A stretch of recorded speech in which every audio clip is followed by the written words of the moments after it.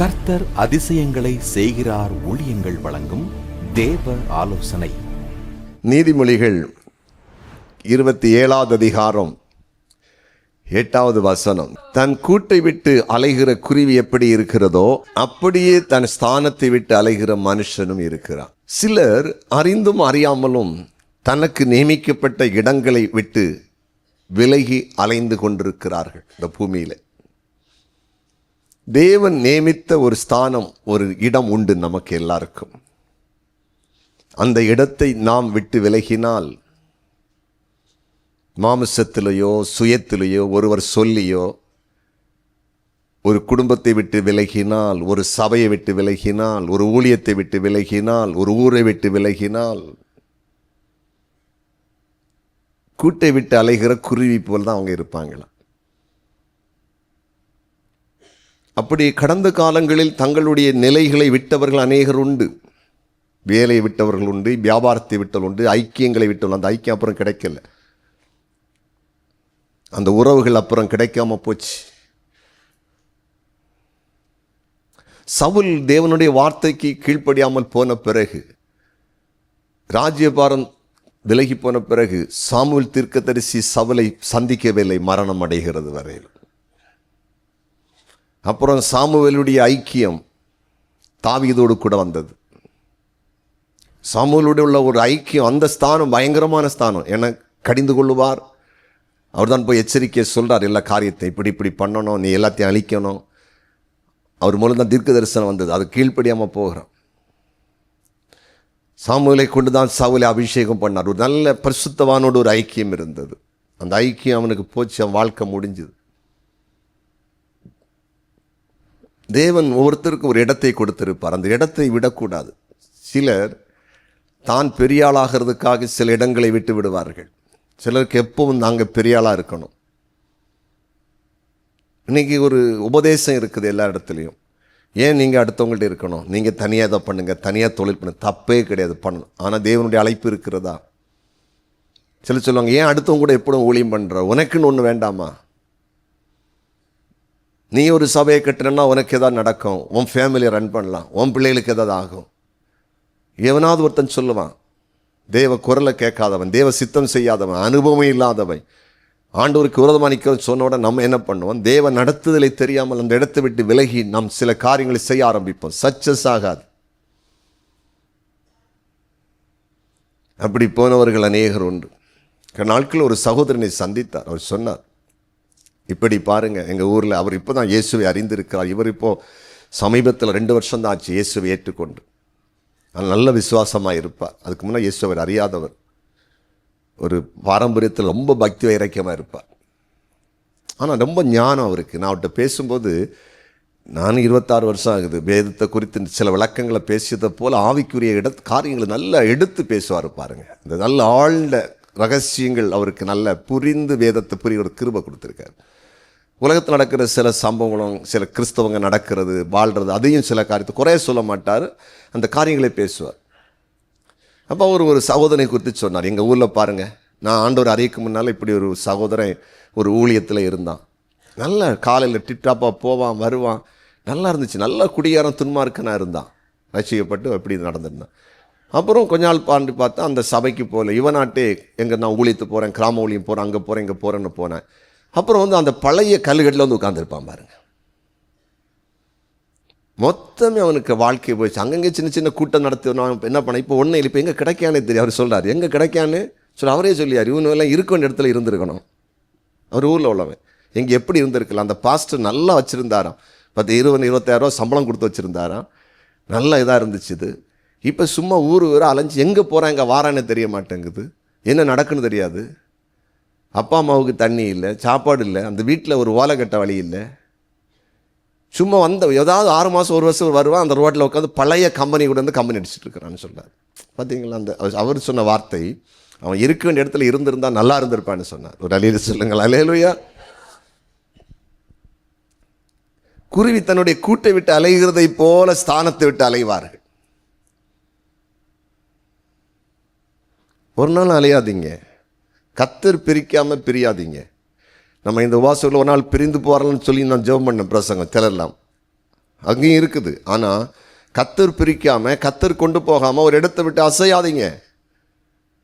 பிரச்சனை வந்தாலும் சரி, நெருக்கம் வந்தாலும் சரி, போராட்டம் வந்தாலும் சரி, கத்தர் தான் என்ன வெளியே கொண்டு போறாரா, நீ தனியாவா, இந்த பண்ணு, இதை செய்யணும், அப்பதான் வெளியே போகணும். ஸ்தானத்தை விடக்கூடாது.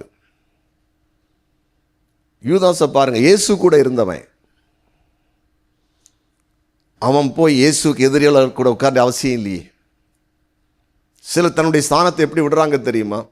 தன் எஜமான் தன்னை உருவாக்குகிற நேசிக்கிறவங்களோடு கூட இருப்பதை போல அவர்களுக்கு யாரெல்லாம் எதிரியா இருக்கிறாங்களோ அவங்க கூட போய் அதே போல உட்கார்ந்து எல்லா ரகசியத்தையும் சொல்வார்கள். அதுவும் டேஞ்சர்.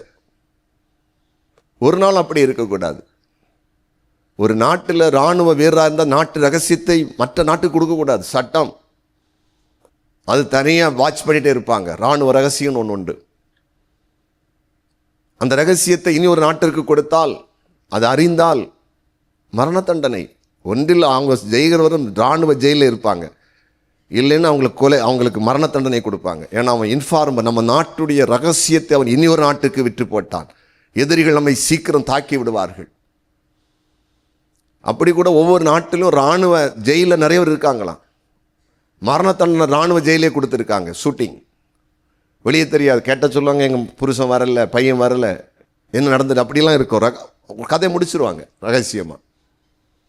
ஆனால் அவங்கள வச்சிருந்தா நாட்டுக்கு துரோகம், நாட்டை அழிச்சிருவாங்க. அதே போல தான் அதெல்லாம் சத்தியமாகி தான் பண்ணுவாங்க.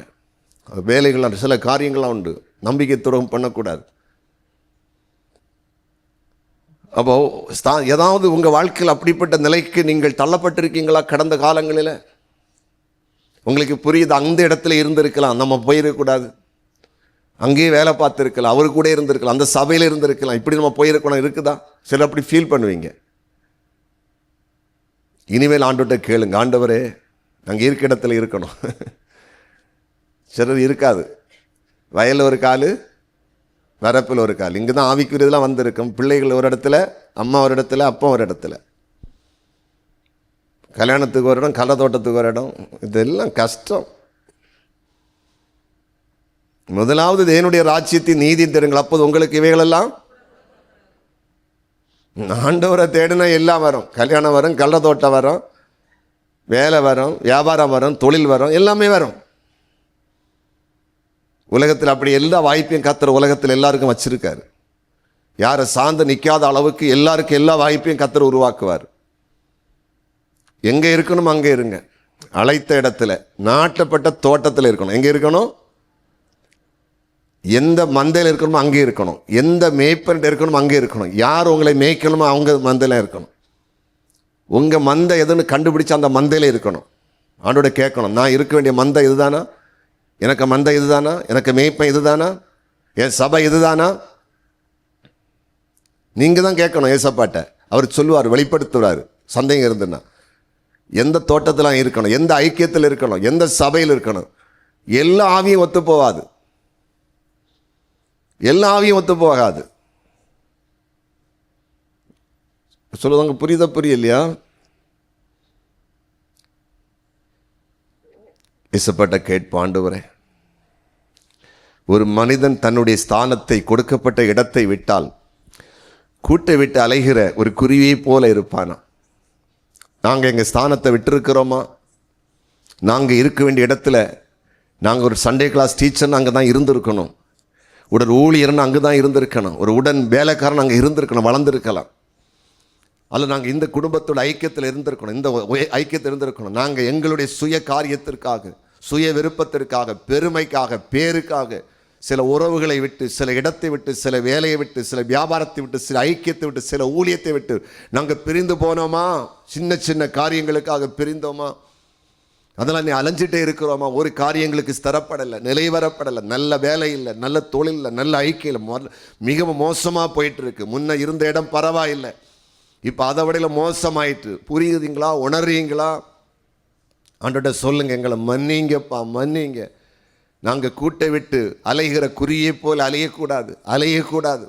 அலைஞ்சு நாங்கள் அழியக்கூடாது. ஆண்டவரே, ஒரு பாதுகாப்பான இடம் எங்களுக்கு தேவை, ஒரு ஐக்கியம் தேவை, ஒரு கூடு தேவை, ஒரு வீடு தேவை, ஒரு நல்ல தரிசனம் தேவை, நல்ல ஒரு சபை எங்களுக்கு தேவை, நல்ல ஒரு போதனை எங்களுக்கு தேவை, நல்ல ஒரு மந்தை எங்களுக்கு தேவை, நல்ல ஒரு மேய்ப்பன் எங்களுக்கு தேவை, நல்ல ஒரு முதலாளி எங்களுக்கு தேவை, நல்ல ஆலோசனை கொடுக்குற மக்கள் எங்களுக்கு தேவை. நாங்கள் எங்கே இருக்கணும் அங்கே தான் இருக்கணும்.